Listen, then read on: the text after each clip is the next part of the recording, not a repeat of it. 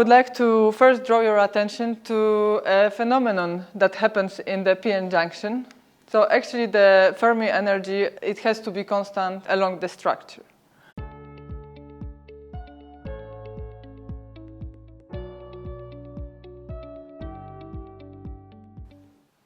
So today we're going to discuss the topic of the p-n junction and mainly topics that are related to diode, but since we have also p-n junction in bipolar transistor, after looking at some topics also maybe you can understand better certain phenomena that I'm sure already you heard before about, and with some backgrounds of the semiconductor physics behind, I think it will become more clear and interesting to see how things really work and why. Let's start with the known topic already, charge carrier concentration. Let's say we are talking about p-n junction, so what is interesting for us is p-type doped and n-type doped semiconductor. What we can see first at the top is the intrinsic charge carrier concentration, which is related to the available states and also the probability. Mainly it's linked to the temperature. So for intrinsic semiconductor, it's Ni and Pi. Then we take a doped semiconductor where we introduced doping. What we have here is so basically in the upper two expressions, we have the distance between the intrinsic EI, intrinsic level, and EC. That means the bottom of the conduction band, and EI and EV, the top of the valence band. And in the intrinsic semiconductor EI, it's also our Fermi level. In doped semiconductor, as we already know, the Fermi levels, they are going to be shifting up or down depending whether we are doping with p-type or n-type. So therefore, this expression for the number of charge carriers, it looks very similar, but we just have to think instead of EI, we have to think about EF. And what you can see in this slide, there is this gray zone where the same expression is rewritten, so that in the end we can express the charge carrier concentration in doped semiconductors in terms of charge carriers concentration in the intrinsic semiconductors multiplied by this component which has the difference between the Fermi energy and the intrinsic energy. It's much more convenient than referring to the conduction or valence band. It's more convenient to refer to the intrinsic and the Fermi energies. And what we do at room temperature, we are approximating that this charge carrier concentration is actually equal to the amount of dopants that we have introduced in the semiconductor. So this will be our approximation. And then we have a tool that very often in analysis you might find useful. And it also tells us a lot. So in fact, what happens is that this Ni squared is the same as Ni times Pi in the intrinsic semiconductor, because in intrinsic semiconductor, the number of holes and number of electrons is always the same. But if we look at the extrinsic semiconductor, we find that if we multiply charge carrier concentration holes times the electron concentration, it is always constant. So even though we have doping, still this product, it's always the same. And how we can explain it? In other words, it is constant at given temperature and independent of the doping concentration. So if we have a majority carriers are electrons and we have donor doping, if it is increasing, then we have decreasing the holes concentration so that the product stays constant. In other words, it is easier for a hole to recombine if it is surrounded by even more electrons.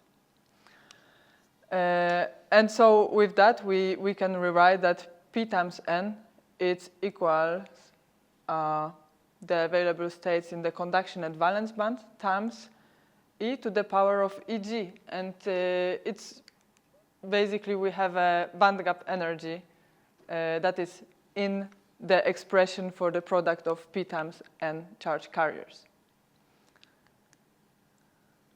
So with this charge carrier concentration, when we take a p-n junction, we can look on the p side and an n side deep in the bulk, and this is exactly the charge carrier concentration that we're going to observe. So for the majority carriers, we already know it's the dopant concentration, but also we have the minority carriers, and the minority carriers now you can easily calculate because it's enough that you know intrinsic number of charge carriers in silicon, you know the doping concentration, and you can calculate what's the minority. And on each respective side, on the far end, we are going to have Fermi level close to conduction band on the n side, and Fermi level close to valence band on the p side. Now, we're going to spend quite a lot of time in this part of the lecture looking at what happens in this region surrounded by this rectangle. What is the concentration of charge carriers there, and what actually happens, because we put two different materials close to each other, and there are lots of interesting things that we're going to see there. So what happens at this actual junction? At the p side, we have lots of holes. At the n side, we have lots of electrons. So what happens? You remember the charge transport mechanism called diffusion. So when we have lots of holes, they are going, each of them is randomly moving in different directions, and occasionally it's going to come also in the direction to the n side. What it does when it gets to n side, it meets lots of electrons, and the yellow star is just symbolizing that what happens there is recombination. So the hole is disappearing. So that means at the same time that an electron has disappeared on the n side. And what do they leave behind? When the hole moves to the n side, it leaves the negatively charged ion behind. And the same on the n side, we have a positively charged ion. So we are depleting the charge carriers because they are recombining, but what is left are the ions. So let's have a look on these first 3 points. We have first the thermal ionization, just repeating everything that happened so far. Thermal ionization, so we have the holes and electrons, then random thermal movement, the diffusion, so to say, and then recombination, and we are left with the ions. So negatively charged p side and positively charged n side. And that's just actually the beginning of the story. So what happens then? Because the temperature is higher than 0, occasionally we are going to see the thermal generation. Actually, I say occasionally. That's because it doesn't happen for every atom, but just some of them at random points in time, we will see the thermal generation. So there is this space charge region, and we have thermal generation. So that's the first step. And then if you have the thermally generated charge carriers, what happens with them now? And here I would like to first draw your attention to a phenomenon that happens in the p-n junction.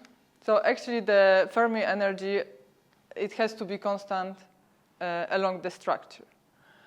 But the Fermi energy with respect to valence band on the p side and with respect to conduction band on the n side, it's quite different, because when we look at the bulk of semiconductor, we already saw what is the energy band diagram. So something has to happen at the junction to fulfill the condition to have constant Fermi energy along the junction. And what happens here, it's what's written in the bottom corner, it's band shifting. So now, because of this band shifting, we can also say that if this is something that we see that happens, if there is an electron in the conduction band, this electron also has, so all the electrons still that are thermally generated, they still undergo the process of diffusion. So there is the thermal movement. And normally it won't go with the diffusion to the p side, simply because we see that it has not enough energy. But from time to time, again, there will be charge carrier that has enough energy, because it's a Boltzmann distribution. We have seen that already. Every charge carrier, it's a higher probability that they have lower energy, but with less and less probability, we still see that carriers can have enough thermal energy to actually overcome this barrier and diffuse to the p side. So this is what is also illustrated here. And at the same time, we still have the space charge region with positive ions on one side and negative ions on the p side. This is what I would like to illustrate here also. What we have is the band diagram. On the x-axis, we have distance along the one-dimensional junction. And on the y-axis, we have the energy. And here we are overlapping with this band diagram the energy, the probability. So in fact, it's a flipped probability as a function of the energy. And the middle of this distribution is at the Fermi energy. And then we see that the probability at the EC, at the level of the bottom of the conduction band, as it is on the p side, it's lower than actually the possible probability, because the conduction band goes above, so there are still available states, but with the lower occupation probability. So this blue region is symbolizing the amount of charge carriers that are actually capable of diffusing across the junction. So for electrons to pass the barrier to go to conduction band, and for holes to pass the barrier flipped upside down, going to the n side.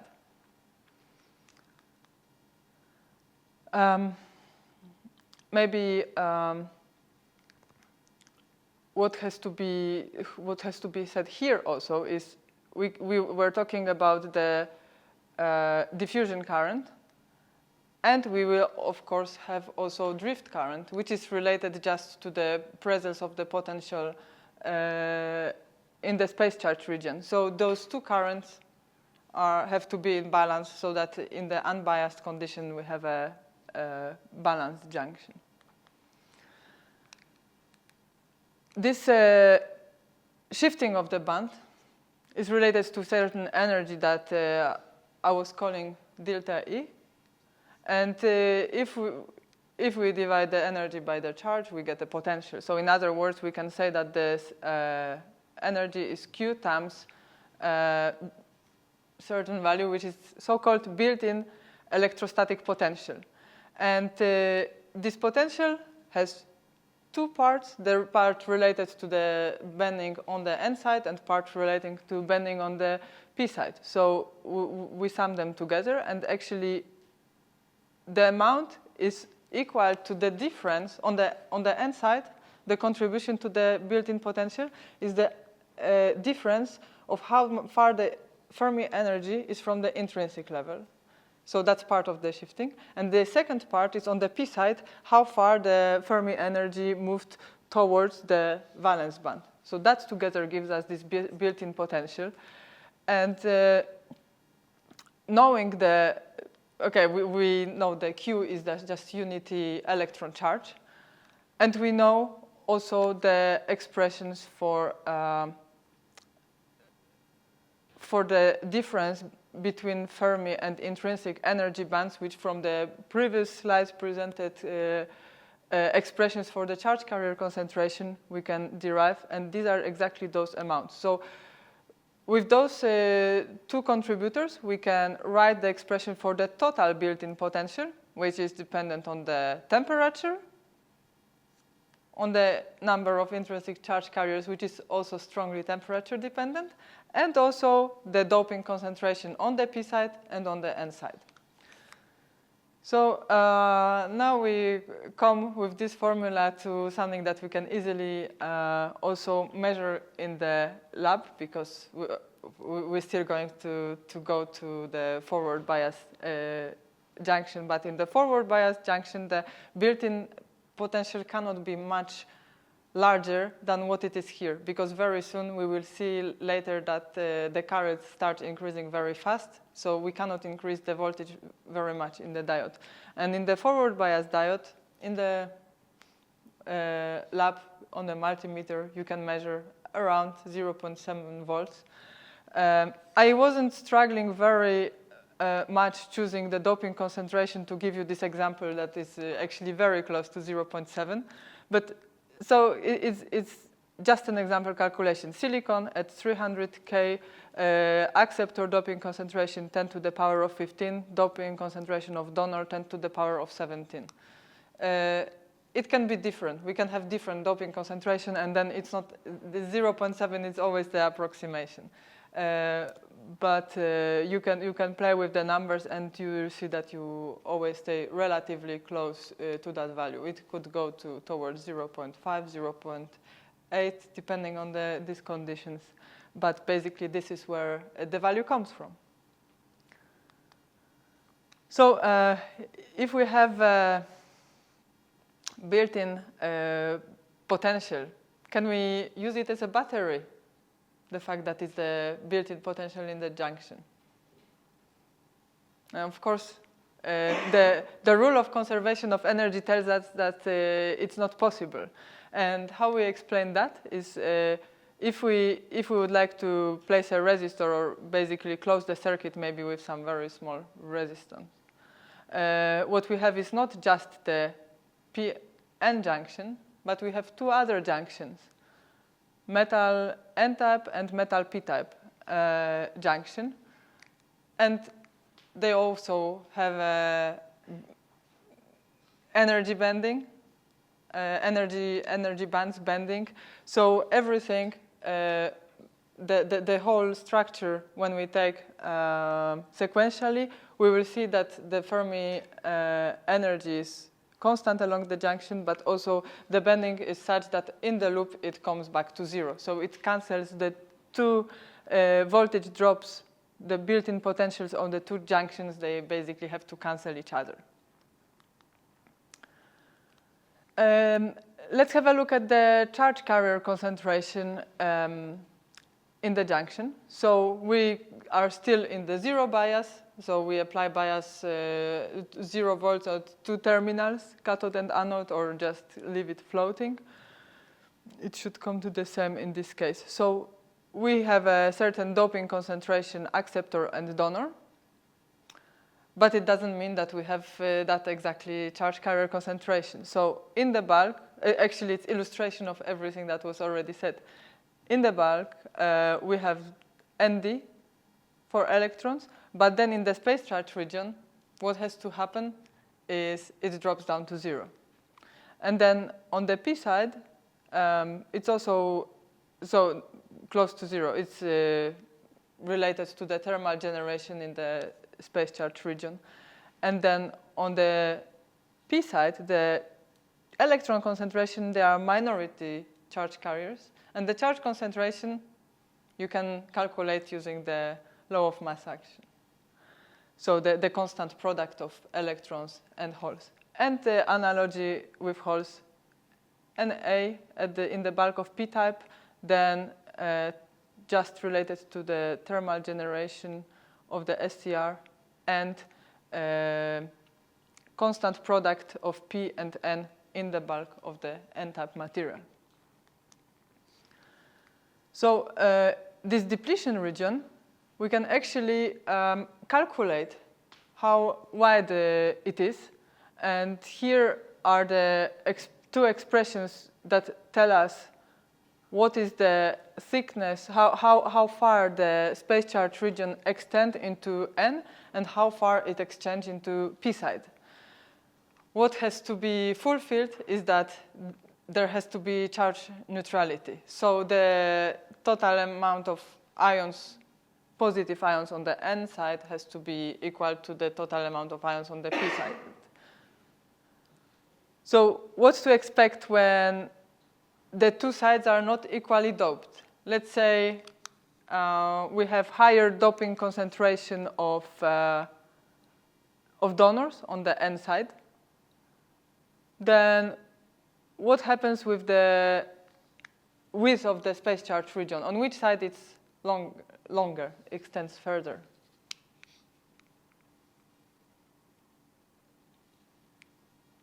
Donor concentration is higher.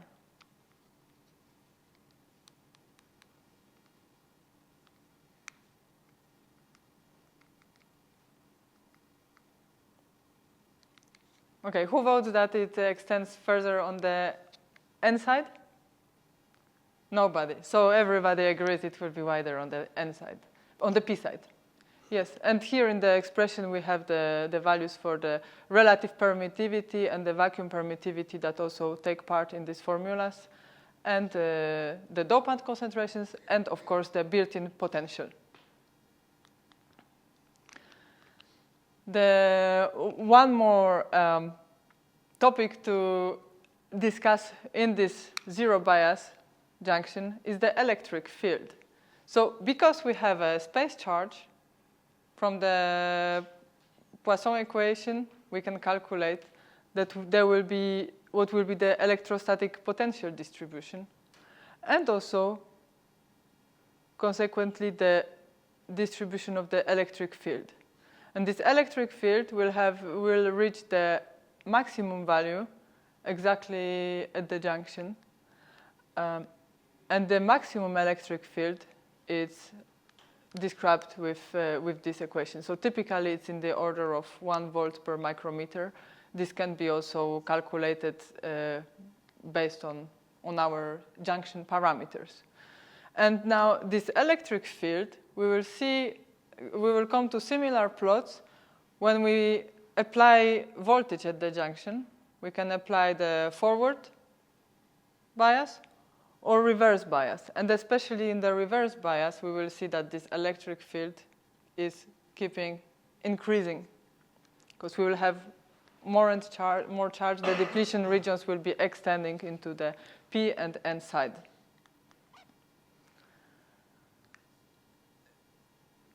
So we can expect that there will be no currents in the zero bias N junction, a PN junction, but still there are charge carriers. So what I would like to do here is write the expression that shows the sum of the drift and the diffusion currents.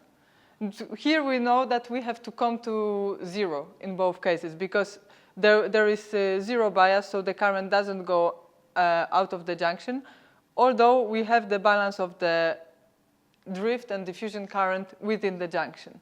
So in this case, there is no applied electric field, so the first contributor related to the drift current will be 0. For the diffusion current, it has to be this component, the change in the charge carrier concentration with respect to the distance or the y-axis along the junction has to be 0.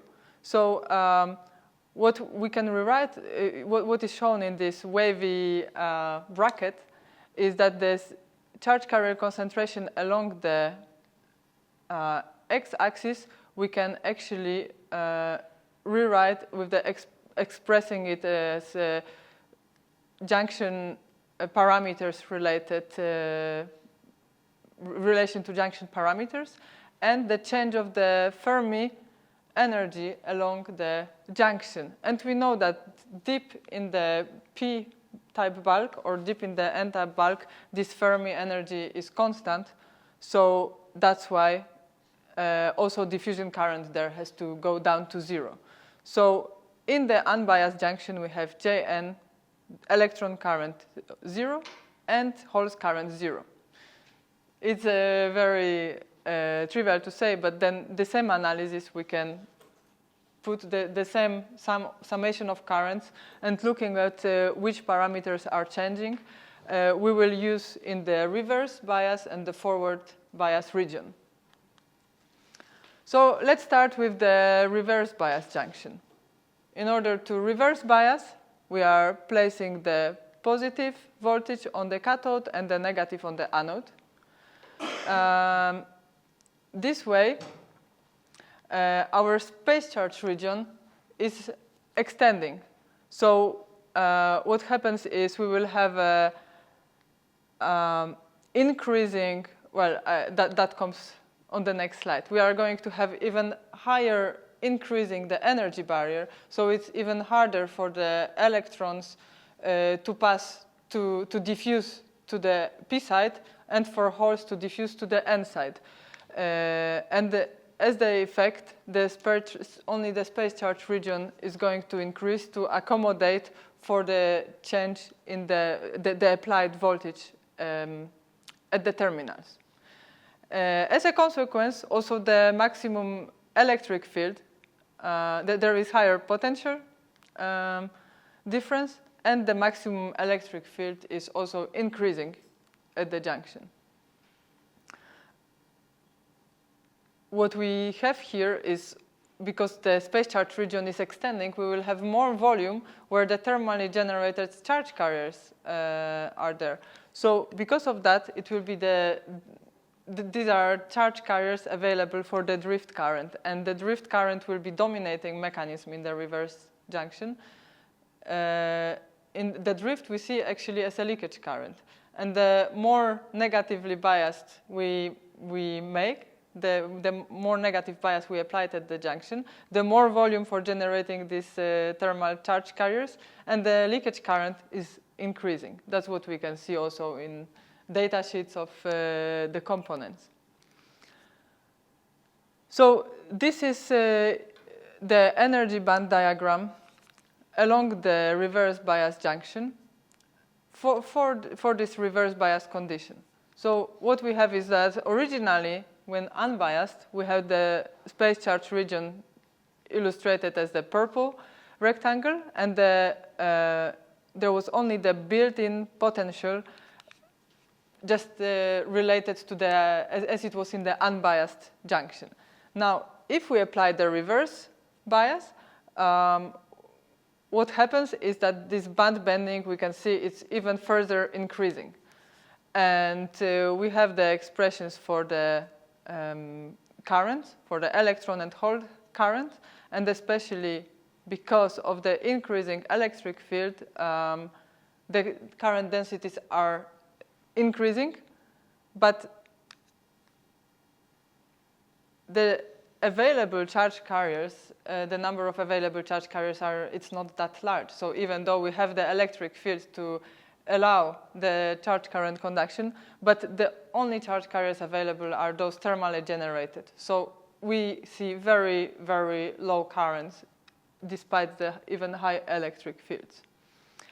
And in case of diffusion, we can see is just even harder to cross the barrier. So the probability that we have the charge carrier to contribute into the diffusion current, which would counterbalance drift currents, it's actually also very small.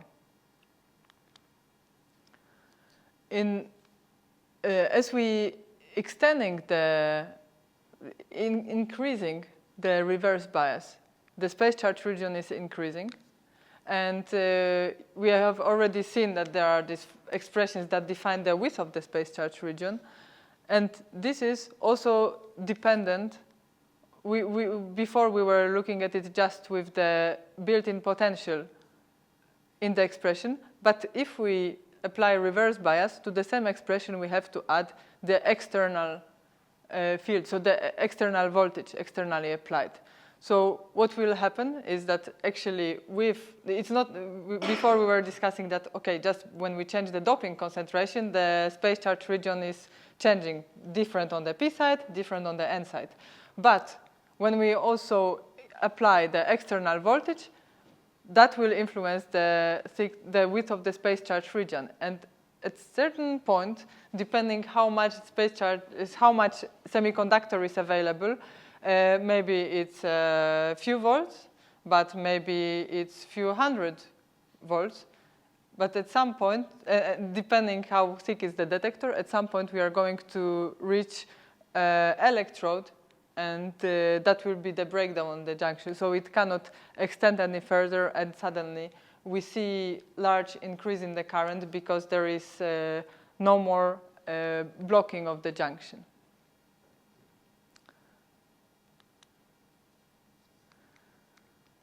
Okay, and now we move to the interesting case of the forward bias junction. In this case, we apply positive voltage to the P side of the junction and negative voltage to the N side. So the voltage is applied in the so we used to have we still have, but it's not marked, negative ions left on the P side and positive ions on the N side. So this potential, it's even further minimizing. It's in the opposite polarity than the space charge region potentials. So it's further minimizing the built-in potential. So if it was like that with the value of Q times phi b times built-in potential, with the additionally applied voltage, the new energy gap is smaller. So if we overlap this probability plot of the probability of occupation of certain energy state as a function of energy, previously we had the blue region showing the occupied states in the Fermi-Dirac distribution. But now when the energy barrier is lower, then it's even more charge carriers that are available for conduction that are within the conduction band and within the valence band. So, and you can see that even a small change in the voltage actually gives us lots of charge carriers, because this distribution is, if we simplify it to, we are talking about energies that are out of the forbidden band. So we can talk about the Boltzmann distribution, and here we have seen this very clear, simple exponential relationship. So the number of charge carriers are exponentially increasing in the number. So if in the zero bias we had it's proportional to exponent of Q minus Q times built-in potential divided by kT. And in the zero bias, we had diffusion and drift currents balancing each other. Now that we have reduced the barrier, the diffusion current has increased exponentially. And the drift current didn't change that much, because the drift current only can change as much as the width of the space charge region is changing. And it's not a strong exponential relationship as in case of diffusion current. So we can almost neglect the change in the drift current, and we just consider, for the simplification, the diffusion current. And what I'm going to do here is just starting from these distributions, actually looking on the Maxwell-Boltzmann distribution, I'm going to guide you through this very simple equation that ends up with a format something very similar to Shockley diode equation. So what we have is the forward current diffusion is proportional to the, this is for the N channel, N type, sorry, for the electrons. Diffusion, the total current is equal to the difference between the forward diffusion and zero bias diffusion. So in zero bias, the diffusion current wouldn't go outside because it was counterbalanced by the drift current. Now, in the forward bias, we have higher diffusion current than drift. So if we make a subtraction of the diffusion in the forward minus diffusion in the zero bias, that gives us the current that actually is available outside of the junction. So we have then the expression for the diffusion current, which is just, there is some proportionality factor in both cases, so I just neglect it, or we can add a certain constant in front, because it's not an equation, it's just proportionality.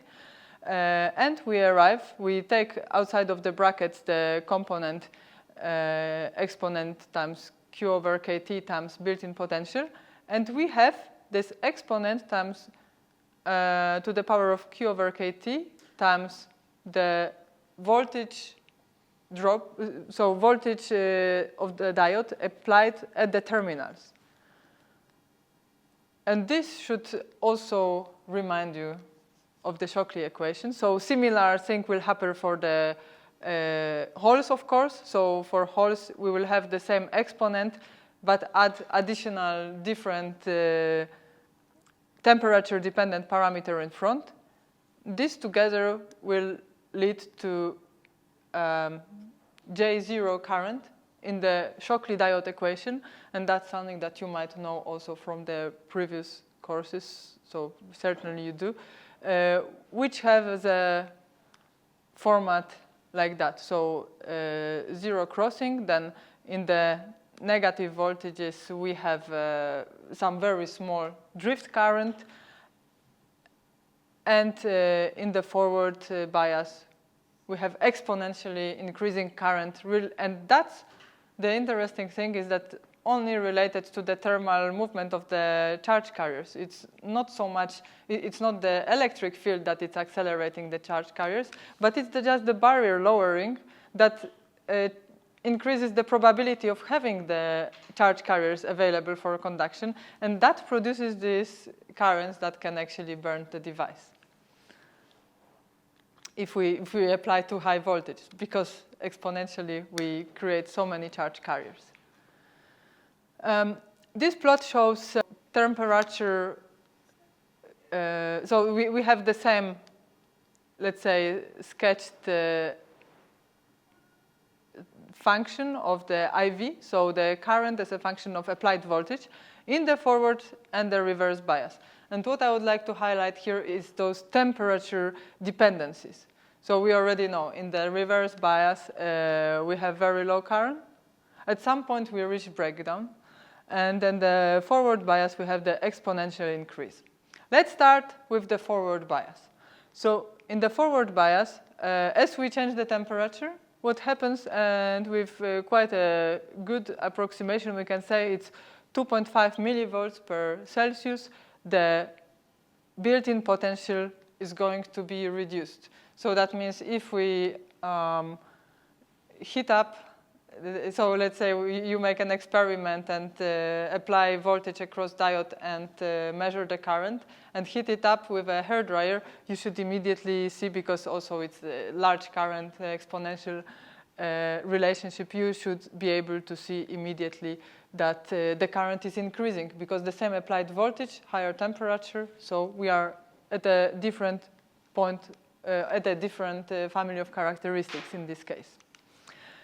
So in the reverse bias, another interesting feature that also can be relatively well approximated is the amount of the leakage current. It will double every 10 degrees. And then one more, so it's, the leakage current is increasing because the thermal generation in the space charge region is happening easier, so that's why it happens. And then in the reverse bias, we have also the voltage breakdown. So the voltage breakdown for the punch-through breakdown, it's going to be increasing with the temperature. Why that? Any idea? So we can think about this, you remember punch-through was the extension of the space charge region getting closer and closer to the electrodes. So if we have increasing temperature, and so this was mainly because we saw also difference in the doping between N and P side. If we have increased temperature, then the doping effective charge carrier concentration is not related so much to doping, but more to temperature because we have more thermally generated carriers. So the space charge regions extend more and more equally on both sides. Even if it's small difference at first, for small temperatures and for small differences in the doping concentrations, but still we see this trend of increasing temperature.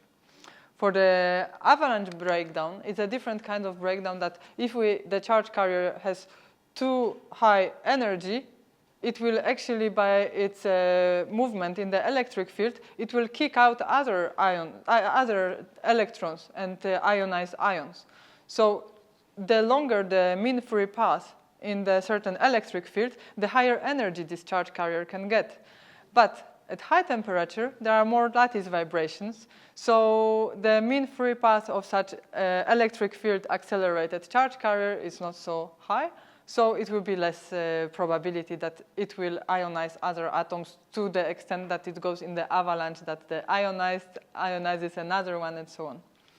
So we have also, in this direction, the temperature behavior. But we have one more type of breakdown in diodes. It only happens in some junctions when we have very high doping, and this is the Zener breakdown. And maybe I will just show it here. So we have the energy band bending, which is like that. So the bending, it's much more than actually the energy gap. So we might have direct crossing of electrons from the valence to conduction band. And if the temperature is increasing, then the band bending will not change that much. But what we see is that the energy gap is decreasing. So because of that, it's even easier to create the Zener breakdown condition. And therefore, for Zener breakdown, we have the different polarity. So the temperature coefficient is such that with increasing temperature, the breakdown voltage is even decreasing, the absolute value of the breakdown voltage. Few more words in terms of this p-n junction. When we talk about that, we very often talk about the electrical component used in electronic circuits, simply diode. If we are looking at these characteristics and we want to talk about diode resistance, we have to talk about only resistance at certain given operating point, because the IV characteristic is nonlinear. So when we talk about diode resistance, whether it's in forward or reverse bias, it is dependent on the operating region.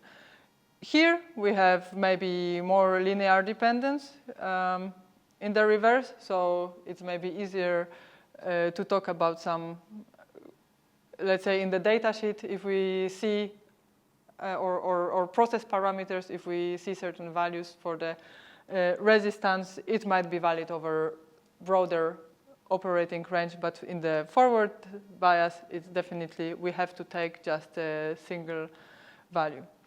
So for the reverse bias, we can model diode as the parallel resistance and capacitance. We can make it, of course, still more complicated, but that's with some additional parasitics that are also in the metallization or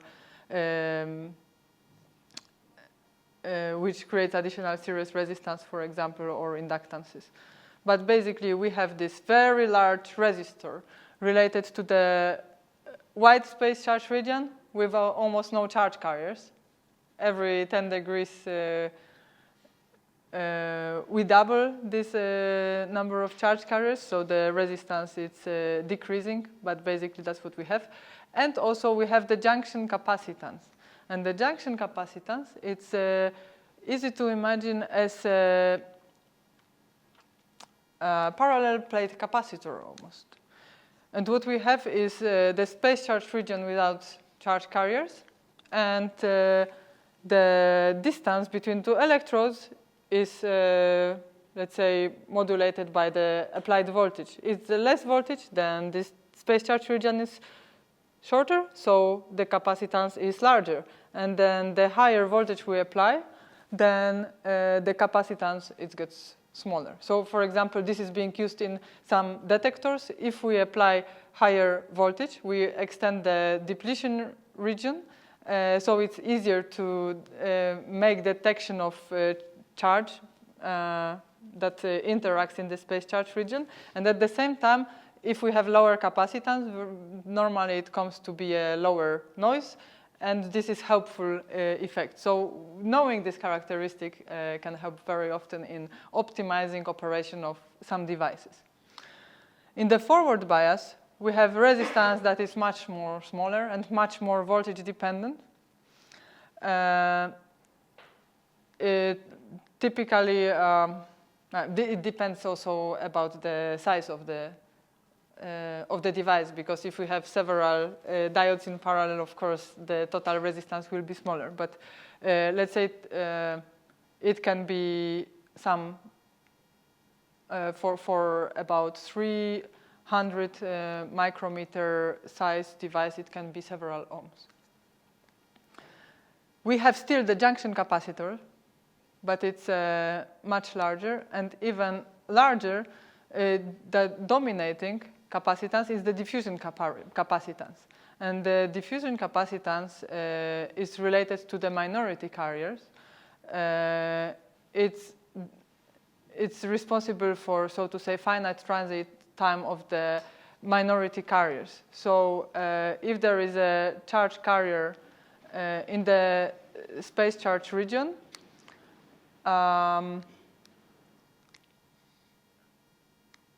well, it's probably, it would be easier to explain with the AC characteristics, but mainly it's related to the distribution of the charge carriers, which is different in the minority carriers. In the reverse bias, the distribution is very close to zero, and here it's higher, so this has to be taken into account. Something that I would like to cover in terms of the PN junction is also the, let's say, not the PN junction, but junction topic. It's junction also between not only P-type and N-type semiconductor, but also between metal and semiconductor. And here, we already have seen that, okay, between the P-type and N-type semiconductor, if they are differently doped, we will have a bending of the band diagrams. And that's related to certain characteristics of material called work function, expressed in electron volts. It will be dependent for the P-type and N-type on the amount of doping, but actually it's also dependent on the crystal orientation in which the interface, or let's say, that is considered. And basically work function of a material is the energy that is required to move an electron from, which is at Fermi level, so theoretical value for a semiconductor, from the material immediately to the outside, or we can talk about vacuum, but basically from inside the material, from its surface to outside of the material. And this work function will be different for differently doped semiconductor, depending also if it's silicon, germanium, or another semiconductor, and also for different metals. So if we want to make a diode, and we place certain metal, it does matter what kind of metal we place on what type of which doped semiconductor. Because what might happen is that we are not going to, so we have the band bending, and it has to go in the right direction, because if not, we might end up in not a ohmic contact, but Schottky diode, which you might have heard about. So blocking contact, no. So as rectifying or Schottky contact.